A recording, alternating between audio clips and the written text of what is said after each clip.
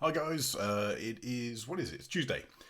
So hello, happy Tuesday gang. I don't know about other places in the world, but it is now, what are we on, 4 weeks and a couple of days into the UK lockdown. And I learned this week that it turns out it's not very helpful if you were going to have your haircut 1 week into lockdown, because it means that now I'm getting a little confused between my microphone and my head.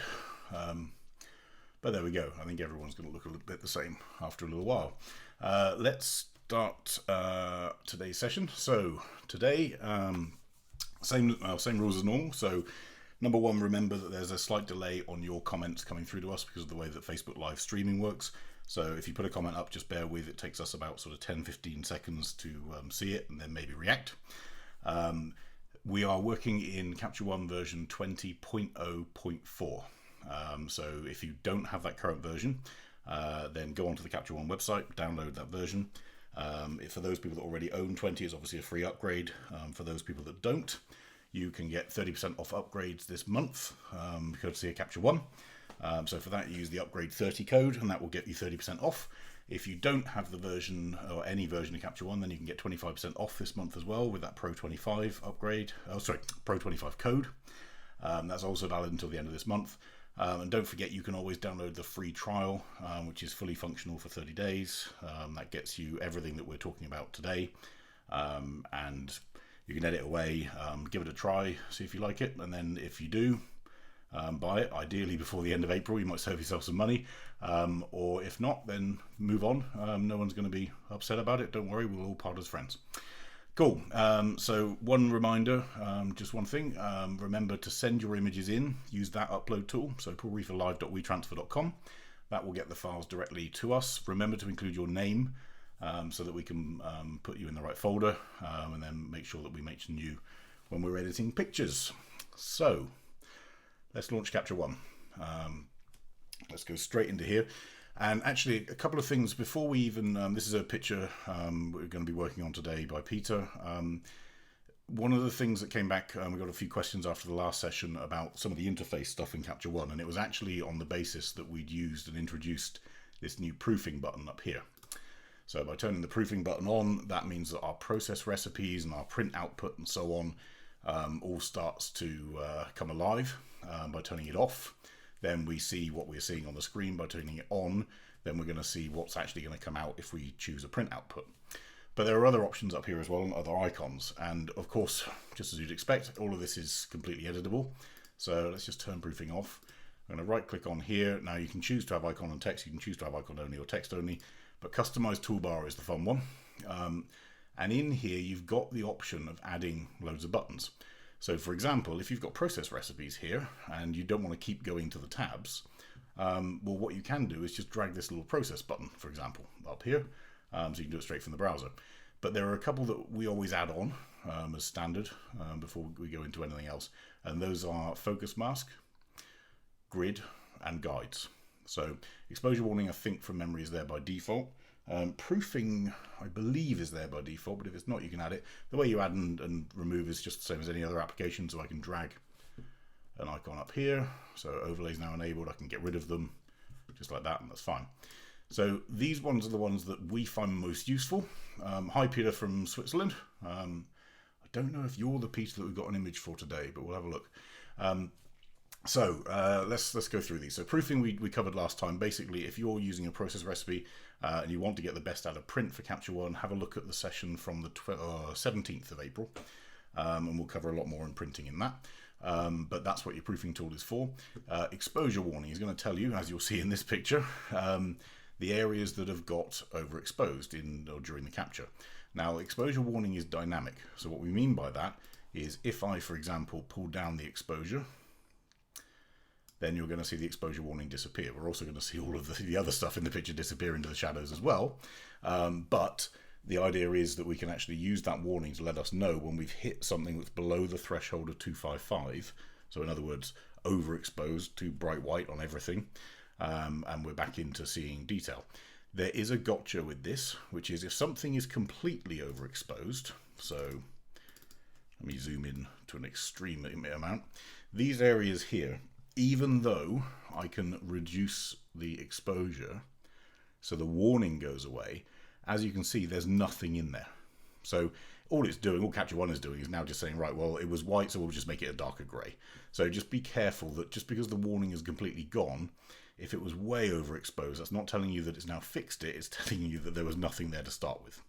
So it's a handy tool for this sort of level, but when it's completely overexposed, just bear in mind it's not going to help you there. Okay, that's exposure warning. Grid. So, underused function in Capture One, and this helps with composition. So quite often when we're trying to make sure things are aligned or make sure things are vertical, or obviously horizontal as well, or when we're trying to crop for a certain composition, the grid is going to help us. So if I click on grid, the default's going to give me this, which is a nice 3x3 grid. If I'm working on a rule of thirds, then that's pretty neat.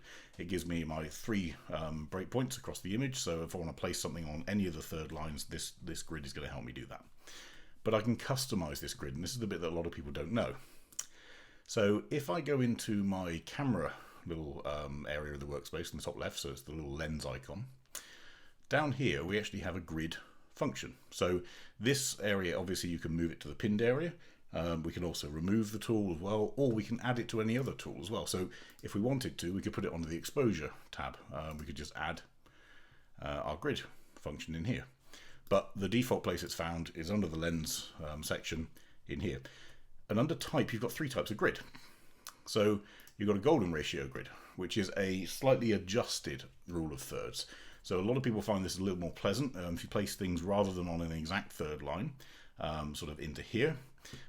You've also got the, and I can never pronounce this, the Fibonacci spiral, which is that weird thing that I think Apple used to use it for all of their design stuff, but basically a quarter of a circle, then a smaller quarter of a circle, and then another quarter of a circle, and so on, which is the rule is that the eye sort of follows that process as it looks around the image.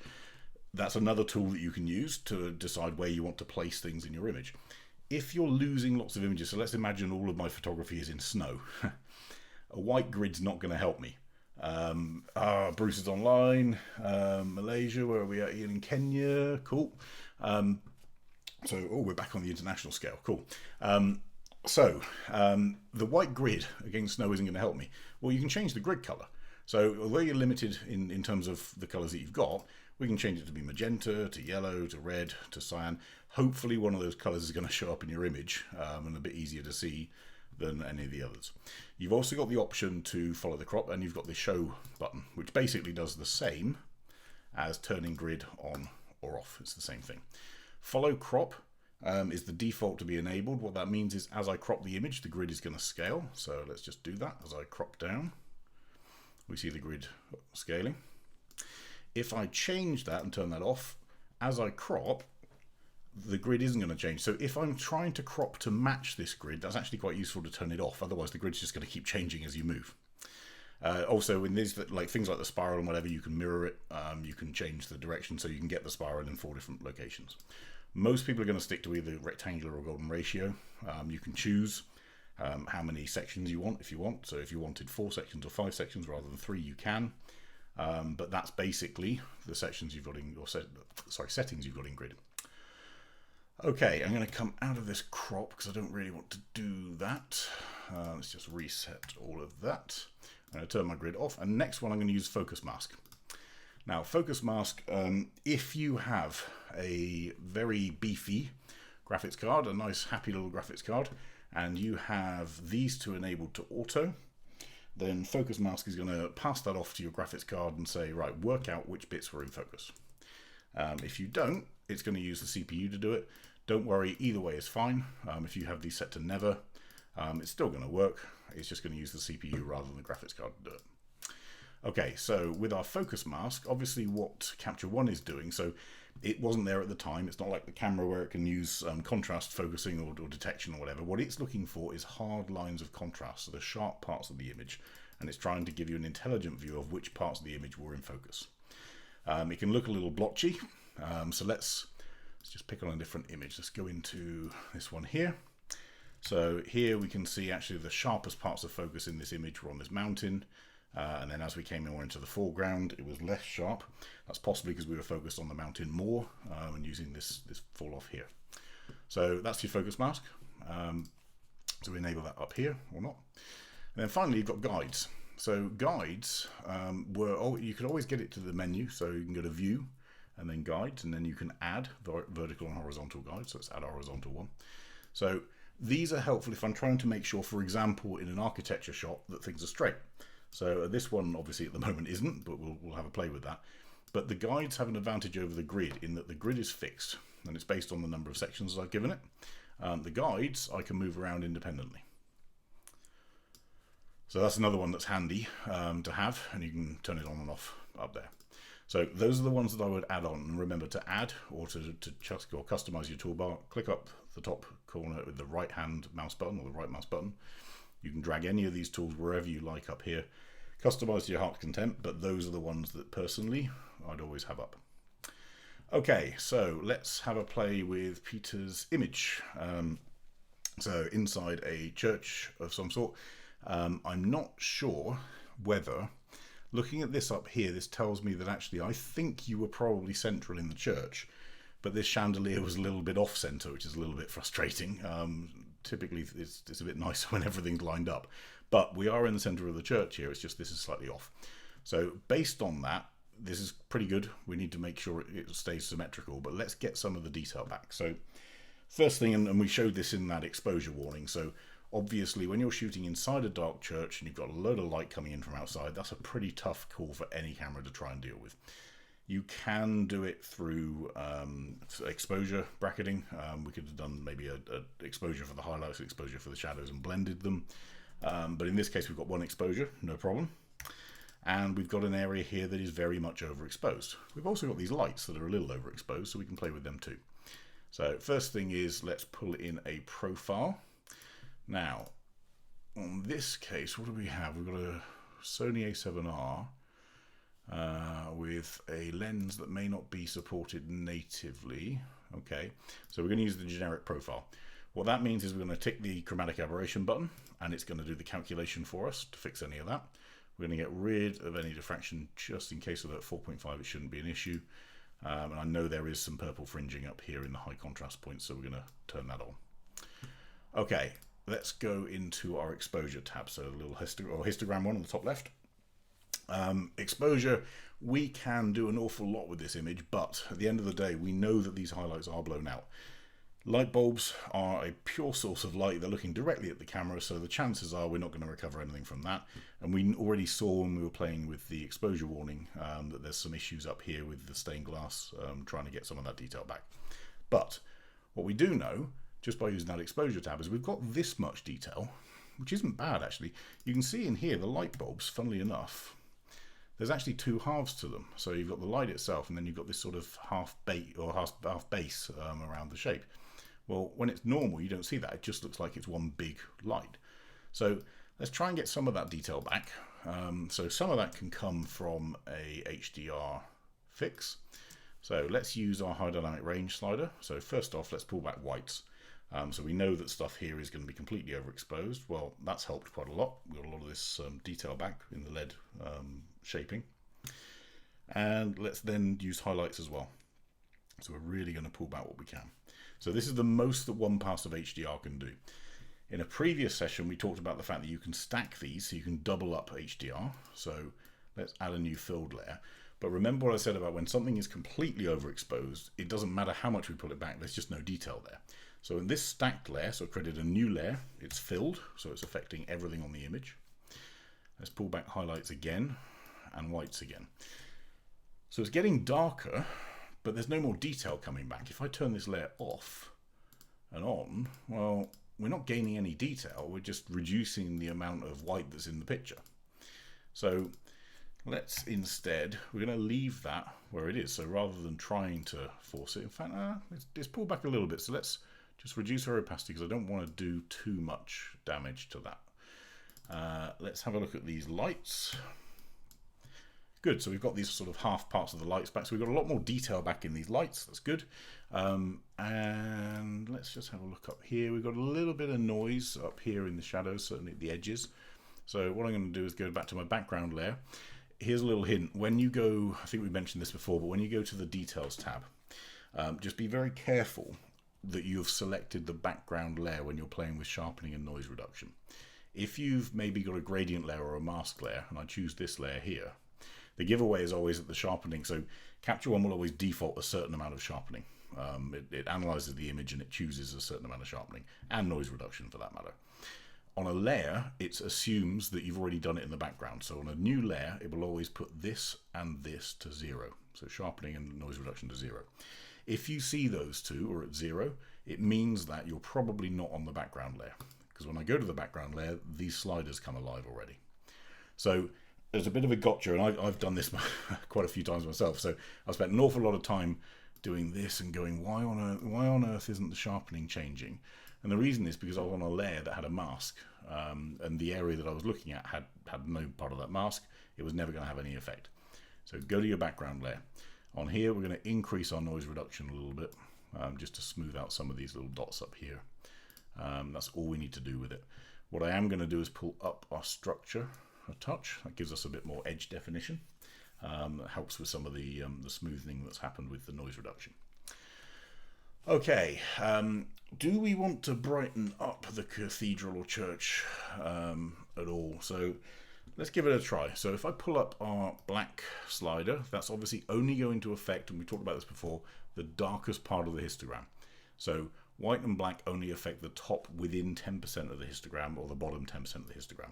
So if I leave this at 0, that's where we were, pulling this up is only going to pull up the deepest shadows.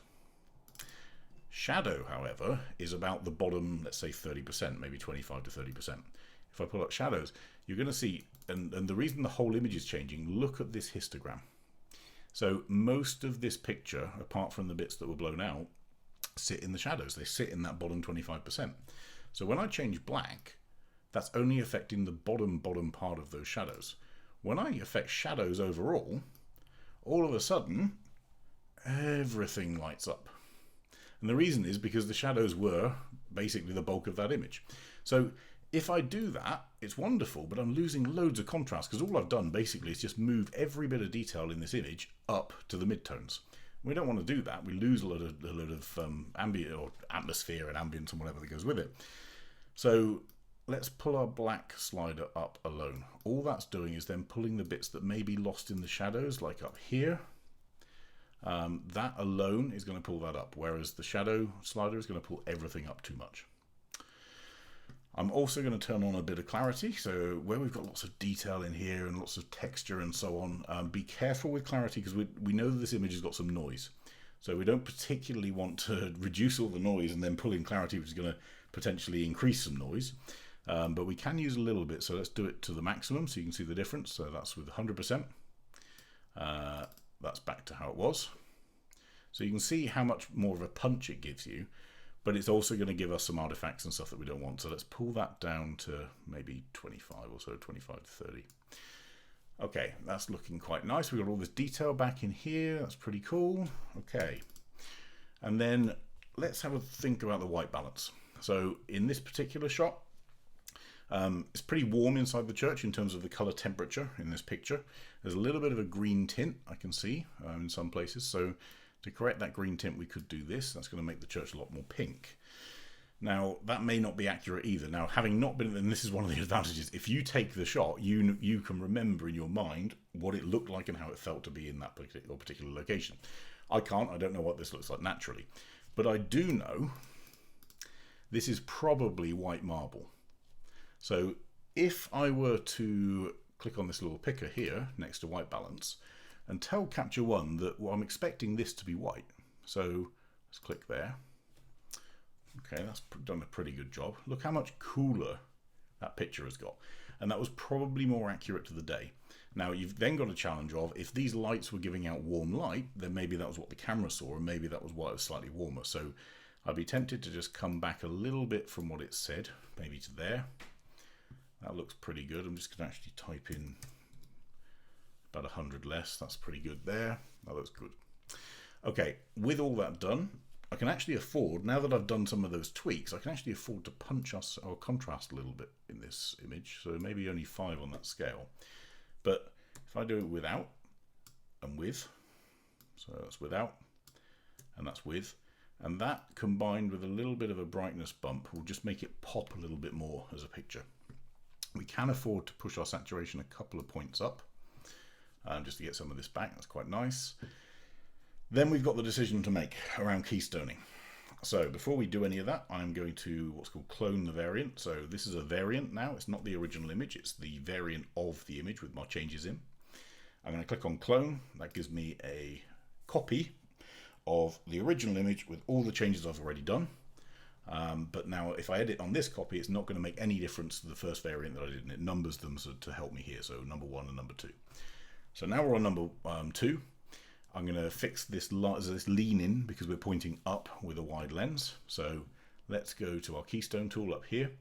I don't think we need to fix the horizontal. If I wanted to check that, of course, we've talked about it already today. So I've got my guides function. I can pull a guide down and let's just have a look. It's not bad. It's not far off. It's pretty level. Okay, so that's good. Oops, let's just bring my horizontal guide back in. Okay, I'm going to turn my guides off. And so I know that I don't have to worry about the horizontal. What I do need to worry about is this vertical lean. So let's turn on our vertical keystone tool. If I want the other tools, I hold down the mouse button. I can see vertical and horizontal and then the 4 version, which gets a bit complex. Okay, so on this line, rather handily, in the olden days, we used to build things straight. So that's cool. We know that this is a pillar that's going to point straight up vertical. So let's move this line here. Just check that we are actually on the vertical. It's about right there. And I can use these little grooves to follow that. Same with this line. So let's go here. This one's a bit further out. It's about there. That looks about right. So all I'm doing is I'm lining these lines up with something that I know to be vertical in the image. And then in the middle, I've got this apply button. Click the apply. And then we've got a straightened image. Now we've got a straightened image, but at the cost of losing some of this outside stuff. So it's had to stretch the top to make everything sort of come forward and lose that lean away from us. And at the original crop of this image, we're going to lose too much. There's a 2x3 crop, I think. If we change this to 3x4, I can get a lot more of the image in. Bruce, you just asked, do you ever try to use the auto keystone function to see what it'll do? I do, however, auto keystone will only really work on a phase 1 camera. So basically built into the phase 1 digital backs is a very clever feature that knows its orientation and so on. If you are lucky enough to shoot with a phase 1 camera, you will find that that does it automatically. If you're using a Sony, Nikon, Canon, whatever, it doesn't have the auto function. Generally speaking, the auto function will get it to within a degree or two. It's actually pretty good, especially if you've got one where you wanted to do the full way keystone. I know a lot of people struggle with that. If you're shooting with phase 1 and you need to do a 4-way adjustment, you can get away with it with the auto function. Okay. So let's go into our keystone, so our normal keystone for, crop. Sorry, back to crop. Okay, at 3x2, we saw that we couldn't quite get down here. Let's just get rid of that comment off the screen so you can see me. Okay, 2x3, we couldn't quite get down here with the width of it. So let's just switch to a 2x3 crop. In order to get the width of the image in, I lose this bottom part down here. Now, a medium format crop, or a popular sort of portrait crop, and also now for a lot of landscape people, is 3x4. So if I change my crop ratio to 3x4, all of a sudden I've got a lot more options open to me in terms of how I can crop this image. And all I'm doing now is just making sure that we're kind of as central as we can get. So that does there. If I turn on my grid, that helps us. So I can see I'm a little bit off to the side here. If I make this a little bit smaller, that allows me to come in there. That's probably the best compromise we can get for content versus it being perfectly straight. So then hit our little arrow button. I'm going to turn the grid off. And now we have a straightened version of that image. So let's go back to the original one. The original one we can get back to very easily. So I can right click on this, or any of the variants in fact, and say I can clone the variant, or I can create a new variant. A new variant goes back to the original file, removes any changes I've made, and will present us with the original raw. What I did there was I clicked clone variant, so that's given me another version of the variant. But with this one, I can go to adjustments, reset, or I can press Command and R, and that takes us back to the raw. Okay, so there's our raw file. There's our corrected file with no keystone change, and there's a version with a keystone change. So in other words, a version that's been leveled up and straightened up. In fact, it's not quite level, is it? Let's be pedantic and make sure that that's right. So let's just look. You notice here we've still got a slight lean into the walls in those two, and it's where maybe I didn't quite get the pillar completely correct. So let's just pull these in a little bit. Sorry, wrong way. That's a bit better. There. Okay, so now I might go back to my crop because I might need to make a little adjustment there as well to about there. That's a decent compromise. Okay, that's a bit better. We've still got a little bit of a a little bit of a lean, and this is where people start chasing, unfortunately. So we start chasing after the correct. So what will happen is now, look, people will go left and right a bit and left a bit and right a bit until we get it correct. The reality is it's only going to be correct when you look at it with your eye at the end of your crop. So let's do that and that's looking a little bit better. Let's pull that in to there. Let's just see. That's a bit better. We've still got a little bit of a lean there. That would need a bit of tweaking. Effectively, we could pull that to there. That's going to be a bit better there. I think actually there may be a little bit of a issue in there. But it's just a case of playing with the keystone until you've got it right. And to Bruce's point, if you have a phase one camera, it'll try and do it automatically anyway. So original. We've got our highlights back in this version. We've cooled it down a little bit. We've got all the details back a little bit. We fixed some noise up in the shadows. We lifted the shadows up. So compared to the original, it's a lot more vibrant.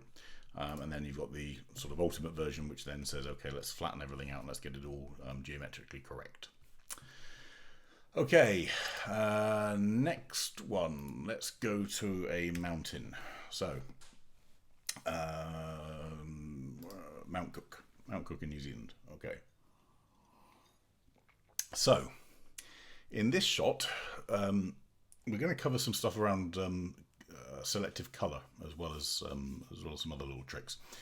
But we're also going to cover something with a gradient graduated filter, which we don't typically do. Normally we do it the reverse way, but in this shot I'm going to start the opposite. So, in terms of this shot, obviously, if I were to look at this sort of with no color view and just sort of a fuzzy eye, you can see there's a huge light area up here to the top left, and there's a huge, almost underexposed area to the bottom right. It's not actually underexposed, so we can see on the histogram that we've got a bit of a gap to the left. That's good. It means that we haven't actually got anything off, well, as we call it, off the wall, so nothing's been left in the shadows beyond black. But we could certainly do with lifting this a little bit. We've also got nothing really overexposed. I can turn my exposure warning on, and there's a couple of bits up here in the snow that are saying they're a little bit hot. But actually, as I pull, I'm at 300% here, so we're doing an extreme, but as I pull the exposure down, we haven't lost any detail in this. So you can see there's still detail and texture in those areas. So even though they're flagging as, it's a warning to say careful, you're near the peak of exposure, the dynamic range on this camera is capable of seeing stuff in that we can pull back in our highlight recovery. So that's good. Let's now look at this light then. So we've got a bright area up here and a dark area here, and actually just be very careful with this. Don't be tempted to follow literally the dark areas in an image. So what I mean by that is, for example, let me create a new layer with a gradient mask. So the dark areas of this image are this area here, obviously, and this area here. So it's tempting to draw a little mask that goes like that, right? Because this is all dark and this is light up here. Yeah, and this is light. Okay. So with that mask, I could then pull the exposure up, and that's the trick we're going to talk about today. So here's the first thing. We typically use these masks to pull down exposure, the gradient masks. The reason we do that is because typically we're exposing, and historically we've always used filters out in the field. So you're pulling down the highlights with a filter, and then the shadows are whatever the shadows may be, because the filter can only take away light, it can't add light. Well, obviously in Capture One, we can actually increase exposure on the same filter. So we've got a graduated neutral density filter effectively that not only can darken things, like a traditional glass one in front of the lens, but it can also lighten things to a ridiculous amount if we want them to. So just don't forget that when you put a graduated filter on, you don't only have to go dark with it, you can actually increase the exposure with that same graduated filter. But here's the problem, and a lot of people fall foul of this. So let's look at, again, our line of darkness. So what we're saying is this area here is all dark, this area here is dark, this area here is light, and this area here is light. So logic would then say, we're going to draw our line across there, and we're going to make a difference and bring up all the dark areas and leave the light areas where they were. But the whole of this mountain here was in shadow. It doesn't make sense that the bottom half of the mountain is lighting up more than the top half of the mountain. So even though the bottom half is darker than the top half, that's because the bottom half is darker than the top half. This was all in the same amount of lighting. So it doesn't make sense that half the mountain would be illuminated more, so exposed higher, and the top half of the mountain, that was also in the same amount of light, it was still in the shadow here, but it's just covered in snow, would be left alone. That doesn't make any sense. Instead, what I should be doing is drawing our filter along this line here, which is our line of shadow. Because what I can see is we've still got sunlight along here, and we don't in here, where it's in the shadow of another mountain over here. So what we can do with this is we can pull up our exposure for the whole of the shadow area, which lifts this snowy area here as well as the base. That makes logical sense because this whole mountain was lit together. It doesn't make sense to have a horrible line across the middle where we've illuminated the parts that were dark in the image and left the parts that were lighter, but also in the same amount of light where they were. Okay, so there's our mask, and that sort of makes sense. However, I've also got this little cutout here that I don't really want because what that's doing is it's actually lightening up the sky here, which doesn't make any sense. So we could, let's try our little friend, the Luma Range. I think we're going to have a problem with the Luma Range, and it's going to be quite obvious in a second. So we want it to affect everything that's dark, but not everything that's light. So as I pull this down, where are we going? There. Actually, it's done better than I thought. I thought in my head that some of this snow would also disappear from the mask, but actually it's captured it pretty well.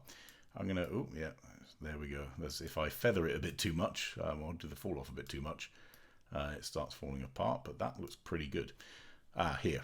So you see down here, we've started losing some of these areas in here. I'm actually not too worried about losing those areas in there, to be honest, because they could do with being their current brightness amount, so that's okay. Happy with that. We might want to put a little bit of radius in just to soften that edge so it's not so hard. If you remember from a previous version, let's just zoom in to that edge. Let's just turn our mask on. If I turn us into a grayscale mask so you can see and click on Luma Range, with no radius, this line is very, very sharp. So you're going to see a huge difference when I start editing and increasing exposure or decreasing exposure. You're going to see all that with a horrible little line along this edge. If I put the radius too much, at 300, what's actually happening here is it's so wide and so blurry, we've actually got some of the mountain now trapped in that line. So instead, so if I pull it back down about here, we can see it's starting to get a little bit rougher, So what I'm looking for is, I don't want this to happen, but what I do want is to this edge just to be a little softer than it was. So let's pull that Luma Range down to about there on radius. That looks good. And then let's zoom out. That's looking pretty good. Okay, turn our mask off. And that's our one with increased exposure, but only over this mountain. So if I turn this off and turn this on, you can see that we've affected this mountain. We've also affected a bit of Mount Cook in the background. So just for completeness, click on our eraser. I'm going to turn our mask on. And the bits that I was a bit worried about in here, we can start to remove. So I'm using the square brackets on my keyboard to make things bigger. I can use the left square bracket, makes things smaller, right square bracket makes things bigger. Or I can right click on the screen, get the same effect. I want very, very soft brush, so hardness 0. In this case, I just want to get rid of it. So 100% opacity is fine by me. In fact, is it? Because we want to blend this in, right? Because I'm not going to get it completely correct along this line. So let me pull this opacity down to about 1/3. And I'm just going to paint it on here. Now, see this warning. This warning scares people quite a lot because it says a very, very odd word that not many people are used to in daily society. Do you want to rasterize the mask? So this is the difference between a painted mask and a calculated mask. So just to take a second to explain them. When I draw a mask with the paintbrush, that is effectively a rasterized mask. What that means is that Capture One has remembered every single little dot that you painted, pixel by pixel, and it knows what every single dot should be, whether it should be 100% masked, 80% masked, 10% masked, 17% masked, whatever. Every dot is recorded, a bit like a bitmap used to be, or a TIFF file if you want. So it's bitmapped based masking. That's a rasterized mask. A Luma Range and a gradient mask is a calculated mask. So it's effectively like if you imagine in Adobe Illustrator, so an EPS file or a vector file. So in other words, it's not fixed at a pixel level. It knows shapes and it knows commands and it knows variables. So in a Luma Range, it knows, yes, you wanted that shape, but only apply the mask where the brightness of that particular image underneath it is greater than 138 on my histogram, for example, and a fall off and a radius, and it's a calculated mask. So those two masks don't really exist together because what I can't do is then recalculate a mask based on what I've drawn. So what Capture One is saying here, and this is something that happened as a result of Luma Ranges and gradient masks and so on, was if you want to now erase part of this mask effectively with a paintbrush, you need to confirm that you're happy that you can't do any more calculated masks again on this layer. So all of my Luma Range stuff, at the moment, before I do this, I can go back into Luma Range and I can make some changes and I can alter that and it creates changes to the mask. The second I either use a paintbrush or an eraser on this mask, and it says, do you want to rasterize the mask? This operation requires the mask to be rasterized. You now know what rasterize means. This means you will not be able to edit the parametric mask any longer. In other words, parametric, think about it as calculated mask or Luma Ranges or gradients, whatever. You will not be able to do any of the clever calculated masks once you've rasterized it. So I'm going to say yes, okay, click rasterize. And I can now paint with my eraser to remove the bits I didn't really want to affect up on Mount Cook itself. Up there, so I can be a bit more arty. Cool. Now, this is now going to have pretty much no effect, or no real effect on here. It's going to have a problem if it tries to do a Luma Range on it. It's also going to have a problem if we try and do a gradient mask. This is now a rasterized mask, which on a positive means that I can start deleting and adding and whatever to my heart's content. On a negative, I can't use some of those calculated functions again on that mask. Okay, so that's the difference between a calculated mask or a parametric mask and a rasterized mask or a bitmap mask, if you want to look at it in that sense. So now we've got a layer here, which is front mountain. I don't know what that one in the front is called. And we've got Mount Cook. Now, just so that you can see the difference of just that alone, let me clone this and go to our original. Let's just get rid of this picture. So there's the one with the mask added, and there's our original. Already that's a huge difference in how that image feels. And then what I'm also going to do is really, really soften this mask layer nearer to the mountain here. I'm happy to have a little bit of a dark line in the shadows there, that's fine. But just so that we don't get any ghosting or haloing around here, that's good. So we've lifted up the foreground, we've lifted up this dark area of this mountain at the same time as lifting up the top area of this mountain as well, otherwise it doesn't make sense. Then we're going to have a look up here at this snow. So we remember we had an exposure warning up here. So we've got two options. We can either do this on the background layer, or we could create a new layer on the top. For me, this is fine to do on the background. So on our background layer, I'm going to go into our HDR area. Sorry, just one thing I forgot to do before we even started, bad me, is do our lens corrections. This was shot with a Rodenstock lens, so there's no profile for it. But we're just going to do our lens corrections quickly. In our background layer, cool. Let's go into our high dynamic range, and we're going to pull back the white slider. Okay, so that's interesting. The white slider, even the white slider isn't enough to get rid of all that overexposure. We have to use our highlight slider as well. Now by doing that, we're darkening the image a little bit too much for my liking. So what we may do instead is pull down our exposure overall. Yep. And then on our front mounting, we're going to compensate for that with a little bit more there. Okay, so we've got rid of any huge amounts of warnings in here. And we've got a nice evenly exposed image. It still doesn't feel quite like sunset though, right? So let's look at what we can do in terms of the feel of this mountain and the sky and so on. So our background, what I'm going to do now is ignore this foreground bit because I know that I've got this masked. I can play with this separately in a second. But our background, I'm going to fix this, this feel. So to me, it should be maybe a little bit warmer. There we go. That's a little more like sunset. And then our background, or sorry, our foreground, well actually that sort of suits because remember, anything that happens in the background is also going to apply to this unless I change it. So let's just cool this down a little bit here. That's looking pretty good there. Okay, now with our levels on our background layer, we could, in fact, let's create a filled layer. Just so a filled layer is going to go over the top on all of this stuff. So with our levels, I'm just going to pull that mid-tone just to be a little bit brighter and our shadows to be a little bit richer. That's not the same necessarily as darkening the image. It has an effect of darkening it, but what I've done is effectively created a little bit of contrast without losing any detail. So we've pulled back the detail using our high dynamic range on that front mountain. Sorry, using our exposure on the front mountain.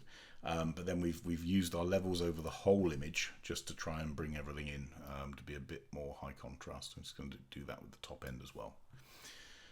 Okay, now, so we've got our lovely little golden light, final little bits of golden light on the mountain. This is a pretty sharp image, but I'm actually going to I'm tempted just on our background to go and sharpen it a touch more because I think we can get away with that.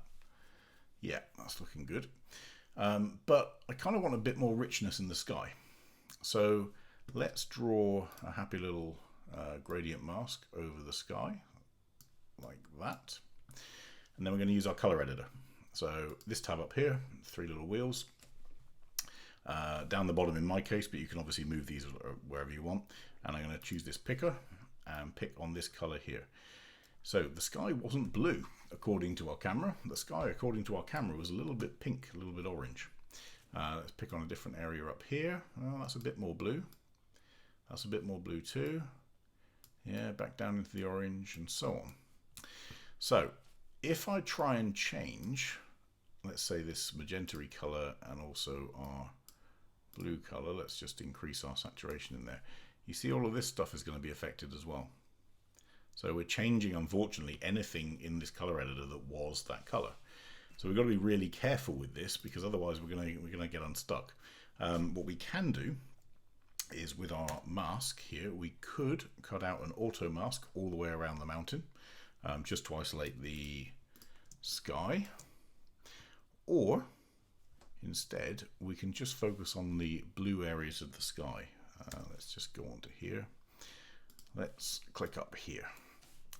And I'm actually going to affect this area by bringing up our saturation.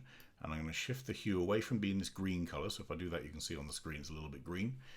That way it goes a little bit bluer. So let's do that and pull back our lightness. Same with this one. So we've got our blue slider. We can go a little bit greener or a little bit purple. It may not come out on your screens very well on a webcast, but we'll see. And then we're going to shift that more to the blue. So what you should see up here is a slight change to that color. So it's gone from this greeny sort of murky color to a much more of a pop and a slightly more blue in the sky.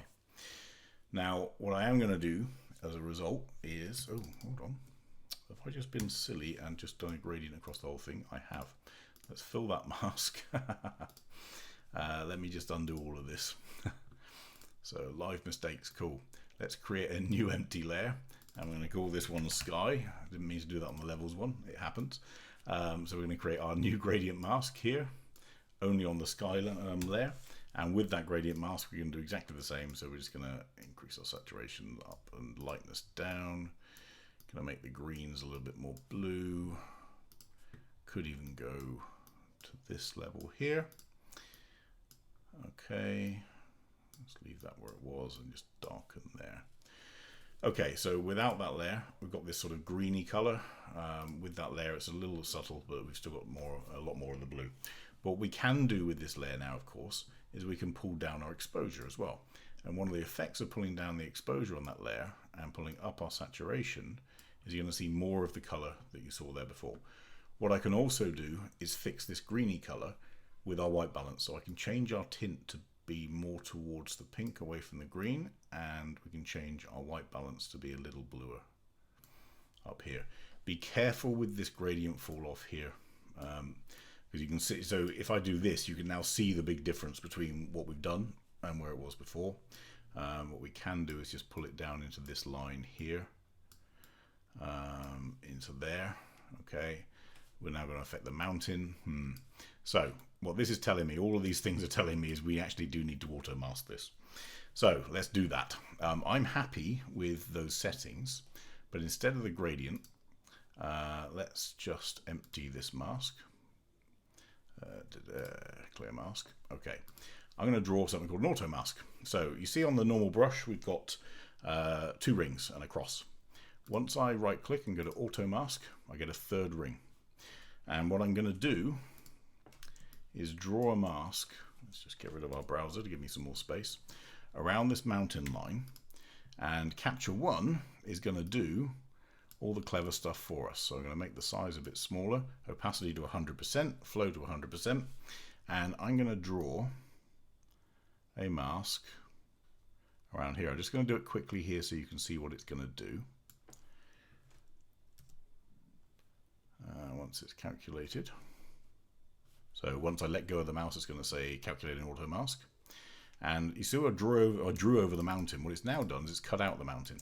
I can't really use a Luma range in this area of the mountain. The reason is because this brightness here is probably very similar to this brightness here.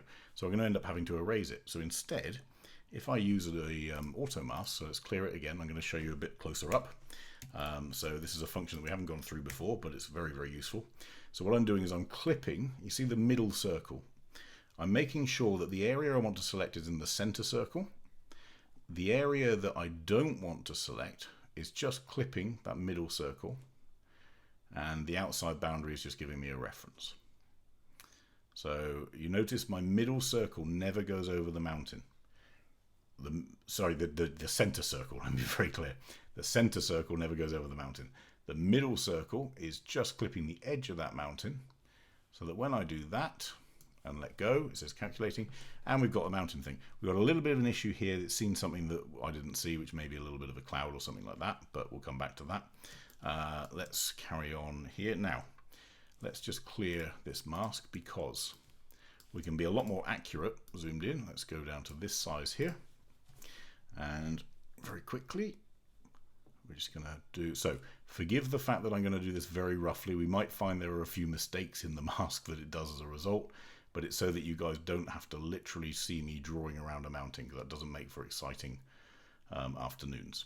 So here is this part of the mask. Now the beauty with auto mask is you can add to it because it's a rasterized layer. So let's do that. My finger's finished there. Okay, so it's done some cutout, and I'm going to now add the next bit. So that bit up there doesn't matter, and then again I'm just going to clip the edge of the mountain.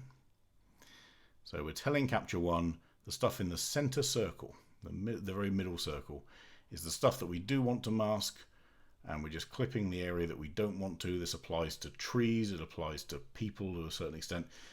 With hair, it can get it right if the person's got very, very sleek and shiny hair. If they've got lots of stray flyaway hairs, then it doesn't always get it right. Let go of that, it calculates, good, got another cutout. And then hopefully this is either the final one or the penultimate one. I'm just going to add up to here. Now don't worry about the fact that we've created 3 effectively completely random pieces of mask, because we're going to show you a little trick with that in a second. And let's go up all the way to that peak there. Good, we've got a little bit to erase in there, but we can come back to that. So what this is doing is it's applying some logic and it's applying some calculations to work out what it thinks you mean when you're drawing this mask line around. And there's actually there's a tutorial we wrote on the website that covers some of this, about how to do auto masking. I think we did it in Yosemite. So let's go very quickly up this mountainside here. I think this is the final leg. So what you can see is I'm having to be very careful, but all we're doing is making sure that middle circle is always off the mountain, and the the center circle is always off the mountain, and the middle ring is just slightly touching it. So Capture One knows where our reference is. Let's just go up to that corner and then we're done. Okay. So that's not bad. We might want to do a little bit of tidying up in a second. Now, that's a pretty useless mask, right? Because we can't do much with that mask. What I can do, however, is just fill this corner in here. And let me just make the brush a bit bigger just to prove the point. And draw along here. Now I've created a closed shape. I can right-click on this and say Fill Mask. And that's now filled the area that I covered with a boundary of that painted mask. Okay, so hopefully that makes a bit of sense. What we have got, though, is a little bit of weirdness in here, which I'm not sure what's going on there. So let's just make sure, yeah, we are at 100%. So let's just do something in there. I'm not sure what was going on there, but for some reason it hasn't filled it in with 100% opacity. And then what I might want to do if we have more time, in fact what we would do if we have more time, is obviously you've got a little bit of stray stuff up here. So we can go into here with the eraser tool and we just make sure that that's set to 100, and then we're just going to get rid of these bits up here, but be careful not to create too much overlap on the area you've just spent time drawing, because that would be a little bit of defeating the point. So auto mask is a very, very quick way when a Luma mask doesn't work, because you've got very similar Luma ranges. You can use auto mask to draw around a mountain, and Capture One's going to do most of the work for you. With that mask now, you can see we've now got complete control of the sky in isolation. So before and after. And what we might actually want to do is maybe pick on this green a little bit up here. Now that I've seen that, and we can make the hue a little bit bluer and darken it down to get rid of any halo. Okay, finally with this one, what we can do effectively, let's go back to our levels layer, because we knew that filled everything. In fact, I'm just going to put that levels layer over the top.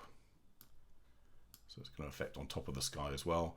And with the levels layer, I can afford now to push our saturation up a little bit, our contrast up a little bit, and even our exposure a touch as well. Okay, so we go from there to there. A lot more detail in this corner down here, a lot more of this stuff in depth up here. If we wanted to as well, what I did see on here, you've got this lovely little blue glacier up here. If we really wanted to, we could create a new layer called glacier, and on there let's pull our brush size a little bit bigger to about there. And all I'm going to do, I'm going to brush over this glacier.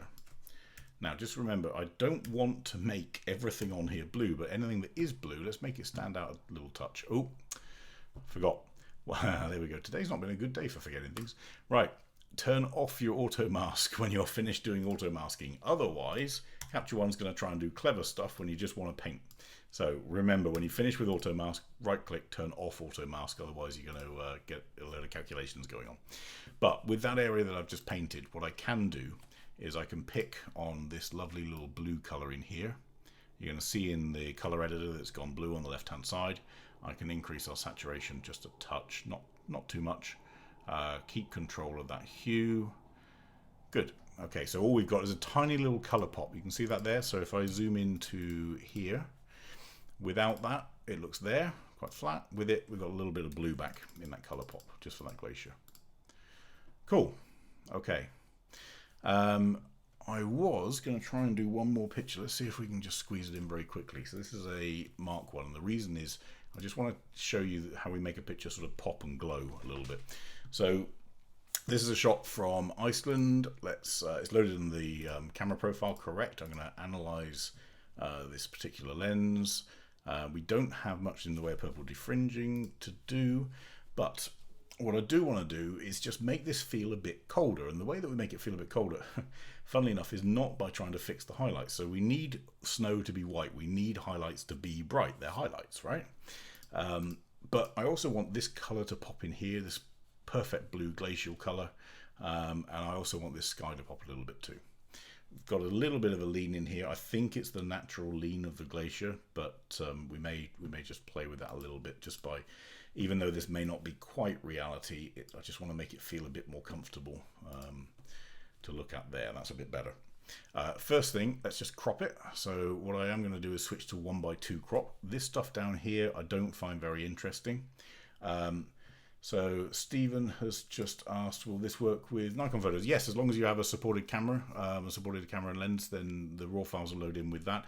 As long as, and even if it doesn't actually, you can use a DNG file. But yes, for most current models, yes, you can. Okay, let's just pull in a 2:1 crop. So this is going to be quite extreme because I don't. This stuff down here just doesn't interest me. It's just that's personal.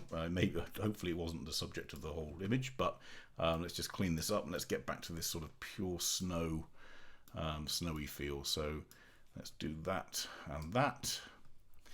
So already that feels a lot nicer as a crop. Let's get to about there. That's good. Now I want to get that whole iridescent feeling, because having been here, it sort of glows a bit more than this in real life. If I try, so first off, we're dealing with ice, we're dealing with structures. Let's use some clarity just to pop it a little bit. Now that's great, it's popped it, but it's also lost a little bit of saturation. So let's pull our saturation up a touch, not too much, just up to maybe there. Okay, that's made this top part glow a little bit too. That's good. I'm just going to create a clone of the variant that we can go back to for reference. Okay, if I pull down my highlights in this, remember the highlights is the top 1/3 of this picture. The top 1/3 of this picture is actually where most of the image data is. If I pull down the highlights, yes, so what I'm getting is I'm fixing, in fact there's nothing particularly overexposed, but up here it's a bit too light. We're losing some detail in the snow. So by doing that, yes, I'm fixing, I'm getting all this texture back in the snow, that's great. But I've just made the image look completely flat and dull compared to where it was. It was bright and poppy. But I've got the white slider. And the white slider will allow me, if you look at that difference, so white's at -100 on snow. We've got all the texture back, but we haven't lost any of the iridescence of the whole scene. The scene is still bright and light. If I were to put that back to 0, and then do that with highlights, you see it looks dirty. It just looks flat and boring. So although we've increased contrast, we've lost the fact that it's a lovely snowy scene and really, really nice. So let's pull our highlights back to 0 and use just whites. So that allows us to keep this glowing and get all the detail back in the background there. I want this to be the focus of my image. So what we can do is we can actually paint over here, because I want to get some of this detail back as well. Let's just create a new one called Ice. And on there, with my brush set to not too much, maybe about 1/3 opacity, I'm just going to draw blindly because I didn't turn my mask on. And on that area, I am going to pull our highlights down a touch and the whites down a touch so I can get some texture back in that area there. With this, I can now afford, on our background, to actually cool down the shot a little bit more to there. And we could correct for a little bit of a green tint in there as well. And then if I wanted to really pull the focus into this area here, I don't want a vignette. So if I vignette, I'm going to get a round, weird, dirty area in the corners here that sort of, yes, it pulls the focus in, but it looks wrong. This is designed to be a wall print. So let's create a new layer called sky, and we're going to draw a gradient mask, and all I'm going to do is just draw a very soft gradient here and very carefully pull down the exposure in the sky, not too much though, there.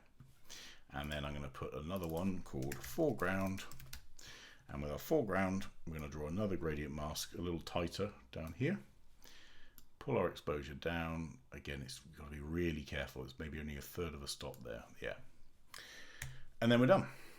So we go from that, which is fine, it's great, it's a capture of real life, but to this, which feels more like Iceland. It just feels colder. It feels more icy, it feels more vibrant, more illuminated. Okay, so that's it for today. That's 3 images. Sorry that the last one was very, very quick, but actually it didn't need much. We've only got to make a couple of changes just to make that really pop. If I really wanted to go one further with this, if I create a new filled layer, and I could actually well, in fact, I could auto level the background. Let's just do that. It's a bit too much.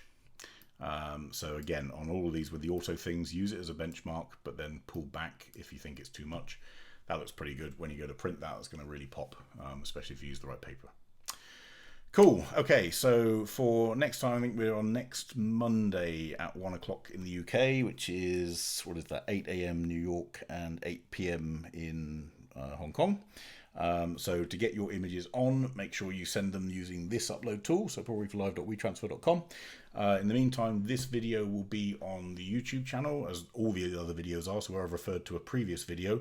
Go over to that channel, you'll be able to see things like when we were talking about the proofing tools and printing on the 17th. And yeah, feel free to get in touch, contact us if you've got any questions and send them through. Otherwise, we will see you next Monday. Cool. Stay safe, everyone. Bye.